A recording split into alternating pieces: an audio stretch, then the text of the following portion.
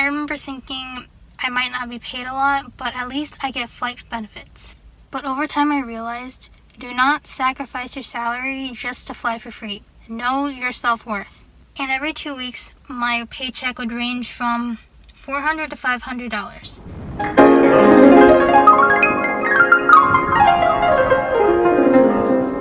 Hey everybody, today I'm going to talk about my flight attendant experience and what I mostly didn't like about it. I mean, there were some really good things about it, but at the end of the day I wouldn't do it again, and I'm gonna say why. So yes, flying for free is a plus, and when you're working you get to stay at hotels for free, which is pretty cool. And when you're traveling for your personal use, then you get discounts on hotels and all of that.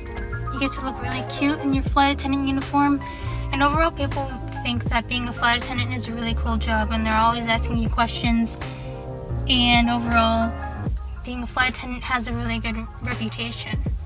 And I'm really thankful that I got to work with some really good pilots and that I've never really had any bad customers. And I'm also very lucky that I'm blessed that I haven't had any emergencies to deal with during my flights. Now for the cons.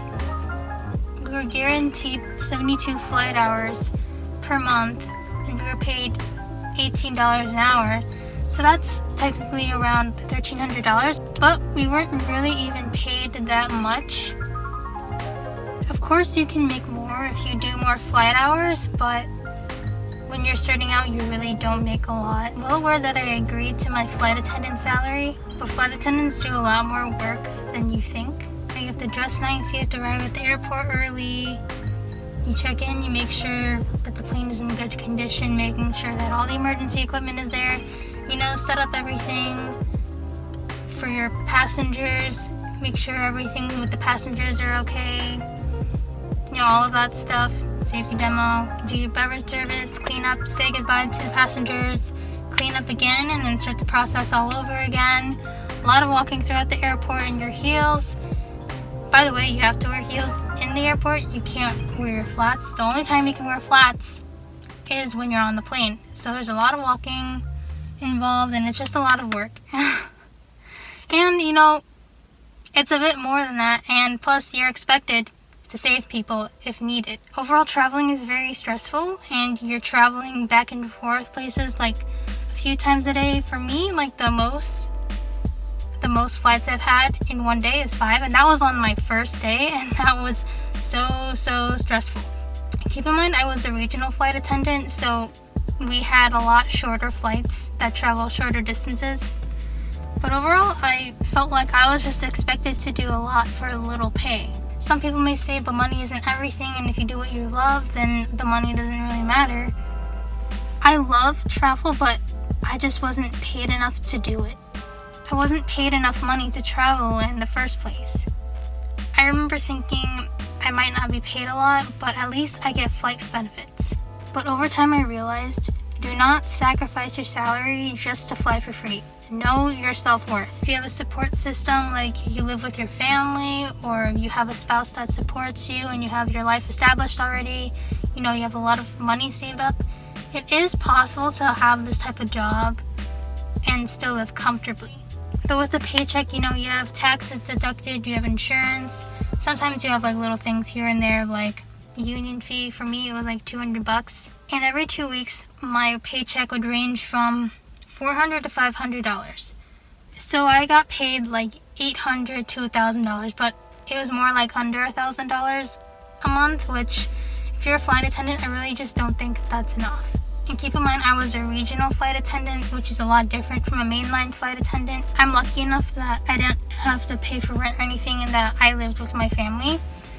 But I can't really imagine living on my own with that type of salary, rent, gas, food, bills, more necessities, things you want. You also have to get your uniform dry cleaned, and you have to pay for your luggage, a flight crew luggage, and those aren't very cheap. So where's the money to travel on your own time?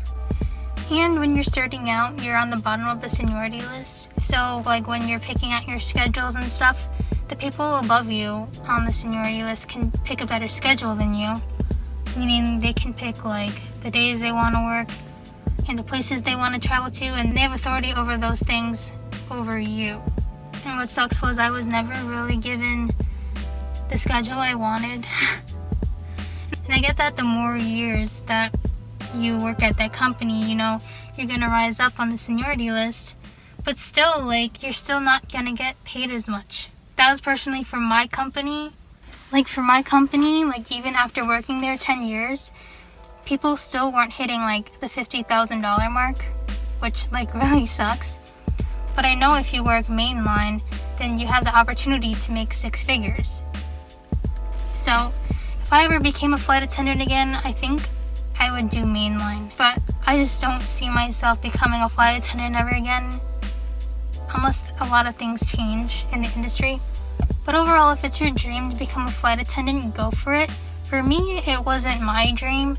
I was lucky that I was presented with the opportunity and I got it on the first try, and that's pretty cool. And now that I've been through it, I know that I'm probably not going to do it again. Like I said, mainline is a lot better than regional. You have a lot better opportunities. When you're working, you have the chance to fly to better places and you go to the better hotels. But if you get accepted into a regional airline, you want to see how it goes and just go for it.